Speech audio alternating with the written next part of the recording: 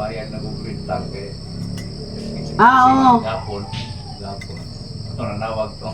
Oo. Bawal to tas kusugida. Nagpila po bayad anang rental pod. Kwanto? Tihan nga. Ha? 15,000 kung to aton sa katoig 15,000. 15,000 ang iyang kuan. Ano sa purpose sa rental ana brad? Amo na mo. Mga yan, income ki man po. Igamit ni mo imong kuayan mo tayo. Ako ba to niya, pila? Ako ka nang tawag ano yung porsinto. Oo ba? Is porsinto.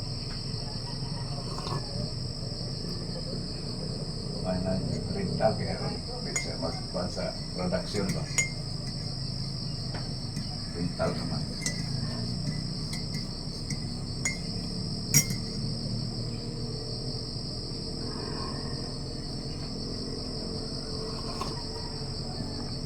Guys, kape po tayo. So, nandito po tayo sa lugar kung saan is nandito yung Sea of Clouds. Oh, di ba? Kape lang.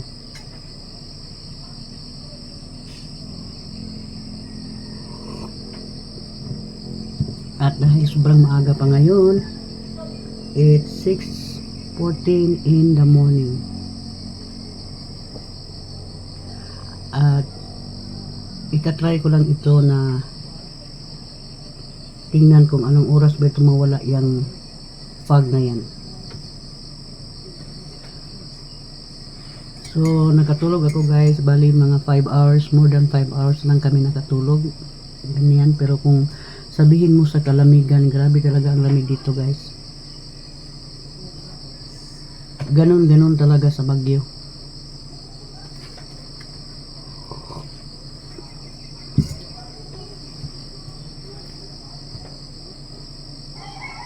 First time ko lang talaga nakarating dito sa La Sierra. At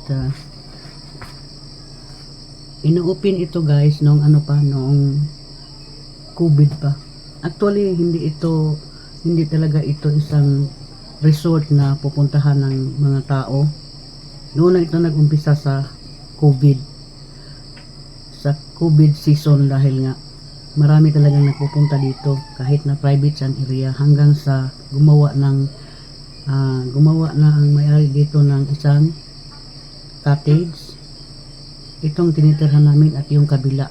Ayun. At sobra namang dito talaga guys, sobrang ganda. Hindi mo masasabi yung kanyang kagandahan. Pag mawala na yung cloud na yan guys, ipakita ko naman kayo doon sa baba. Doon sa pinakamalaking valley. Oh, ayan. Pasensya na kayo kay Maymay kasi nga pangag eh.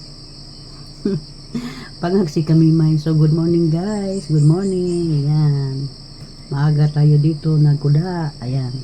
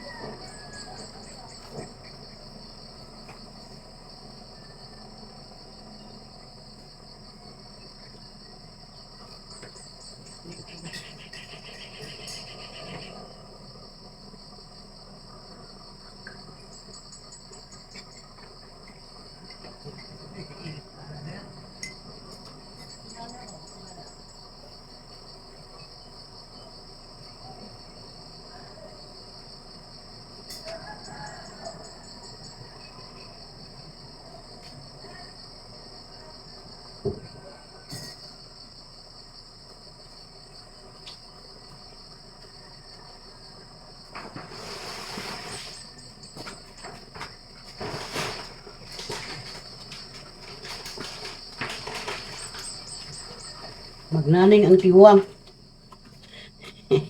Magnaning na kitang ito na yung kabuuan nga guys, nawala na yung fog dyan. Diba nakita ninyo, nawala na yung fog. Hindi kagaya kaninang umaga na sobrang fog. So nag-review na lang ako sa aking video. At hindi na ako muna. Ayan. So yan ang kabuuan guys sa area na pinuntahan namin. At makikita naman siguro niyo ang mga bundok dyan. Yan po siya. At medyo bumaba na yung ulap.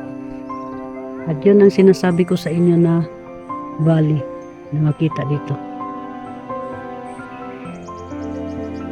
Yan ang valley.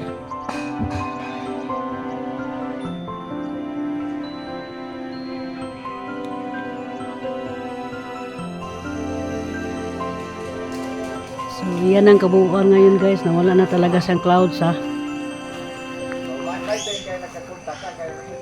Wala na siya talagang clouds guys.